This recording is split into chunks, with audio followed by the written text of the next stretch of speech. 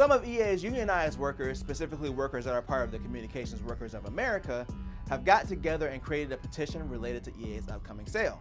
So basically, these workers are concerned that the new owners of EA will eventually become gatekeepers since the company will go private, and they haven't addressed any concerns related to workers or people who play EA games. They go on to mention that EA isn't a struggling company and they have annual profits in the billions, and any job cuts after this purchase will be out of choice and not necessity to basically line the new owner's pockets. What they're asking for is regulators to heavily scrutinize this deal and to make sure there are protections in place for workers and their creative freedoms. Now, there is something that I hadn't covered before when talking about this story because it wasn't really relevant up until this point, but I mentioned before that there were 3 entities that would be buying EA: the Saudi Arabia Public Investment Fund, Silver Lake, and Affinity Partners.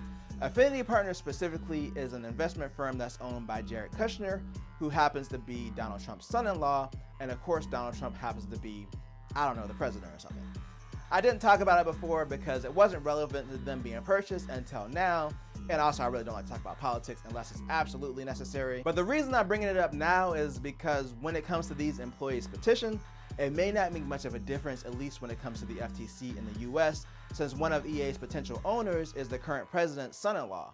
Now, personally, I side with the employees. I think if this deal goes through, they should require them to have protections for the employees and their creative freedoms in place. But again, given the connections of one of the potential owners of EA, I would be surprised if that happens.